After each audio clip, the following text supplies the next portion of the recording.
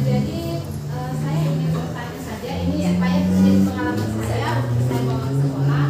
Dalam proses literasi yang diterapkan ini, apakah itu terjadwal atau hanya dilaksanakan pada saat waktu luangnya siswa? Karena di sekolah saya pribadi Bu, minat bacanya siswa itu sangat kurang. Kalau mau mengandalkan kesadaran dari siswa untuk pergi ke pojok baca misalnya, itu sangat kesulitan di sekolah saya. Mungkin ada tips dari Ibu terkait hal itu agar bisa saya terapkan di sekolah saya. Oke, terima kasih Bu. Ya, baiklah Bu, saya akan menanggapi.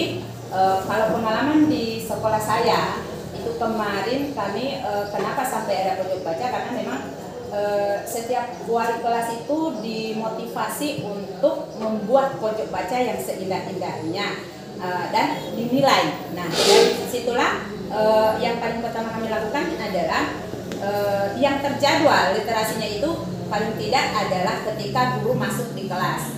Sebelum guru misalnya menyampaikan materi yang ajar hari itu, siswa itu diajak dulu berliterasi, misalnya hanya membaca, misalnya itu salah satu yang kami lakukan. Kemudian yang berikutnya, tips yang berikutnya adalah untuk yang tidak terjadwal, biasanya itu adalah hadir dari wali-wali kelas. Ya, wali kelas itu sendiri. Kita sudah siapkan buku-buku dan biasanya kami misalnya mengajak kepada siswa, misalnya ada bukunya, misalnya salah satu bukunya di rumah yang bisa disumbangkan ke pojok bacanya. Jadi artinya kita juga menyeleksi buku-buku apa yang bisa dibawa ke sekolah yang untuk pembelajaran, untuk menambah wawasan. Kemudian yang ketiga itu lewat pemberdayaan perpustakaan. Jadi ketika kalau untuk pemberdayaan perpustakaan ini kita tidak terjadwal juga Bu, tetapi kan ada di dalamnya adalah penjaga perpustakaan atau pustakawan.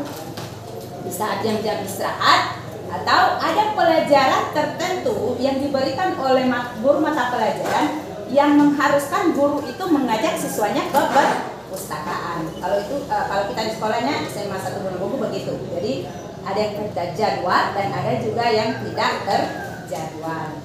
Tapi memang Bu, jika kita berada pada posisi orang awam kan kita tidak paham itu. Apa sih yang mereka akan lakukan? Apa tujuannya ini? Makanya kemarin pada saat pendampingan itu kita diberikan waktu untuk menyampaikan visi yang kita miliki. Kemudian rekan guru itu memberikan feedback atau umpan balik kepada kita.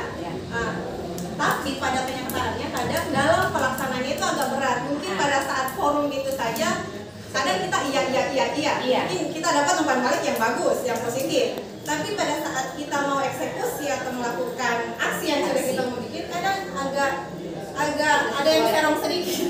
Jadi ada yang sependapat, ada yang sependapat, ada yang tidak. Mungkin bukan tidak sependapat, tapi mereka mau melakukan tapi keinginan dari dalam diri itu masih kurang. Jadi bagaimana upayanya Ibu supaya rekan-rekan yang responnya ini masih sangat minim terhadap apa yang sudah kita rencanakan ini bisa ditarik supaya apa yang kita programkan di sekolah ini kan demi kebaikan sekolah itu bisa terwujud dan buat anak-anak itu menjadi satu hal yang baru dan bisa meningkatkan literasi. Terima kasih. Ya, terima kasih Bu atas pertanyaan. Belum mengambil contoh dari orang lain karena memang masih kurang juga studi banding ke sekolah-sekolah lain. Sebenarnya itu harusnya ada. Ya. Untuk saya sendiri, bagaimana cara saya agar supaya literasi kegiatan literasi yang ada di sekolah saya itu bisa berkembang.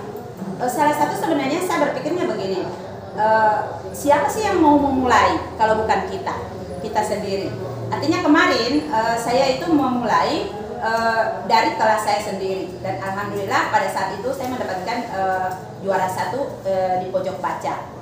Itu saya membuat ide bagaimana pohon itu saya buat sebagaimana mesti pohon, kalau orang boleh bilang pohon biabat itu, tetapi daunnya itu saya hilangkan semua. Nah, dari pohon biabat itu saya mengambil pohon-pohon yang dalam bentuk plastik. Jadi walaupun dia kena hujan, kena apa tidak. Dan itu saya taruhnya di teras.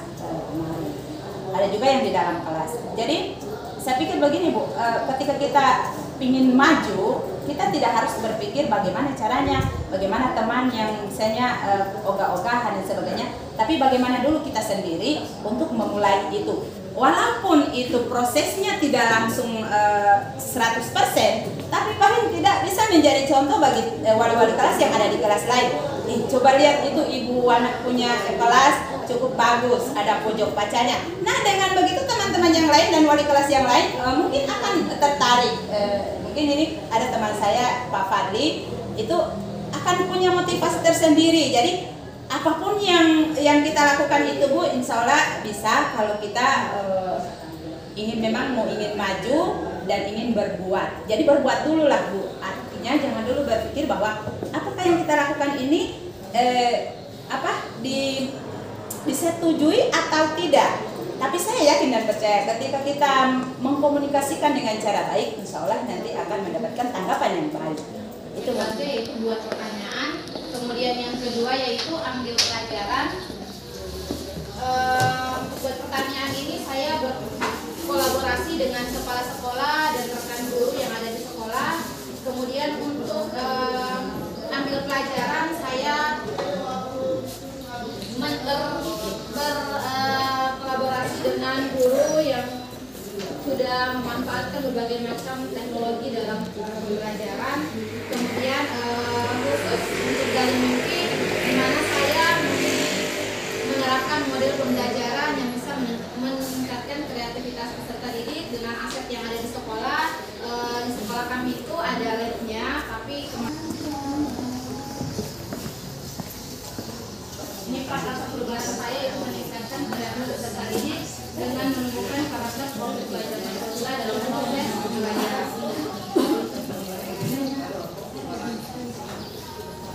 Tahapan agar nyata saya yang pertama persiapan berkolaborasi dengan Bapak Ibu Guru, Kepala Sekolah dan Sekolah, kemudian pelaksanaannya, dan terakhir yaitu refleksi atas apa yang saya sudah terapkan di sekolah. Ini adalah tahap persiapan yang saya tuangkan dalam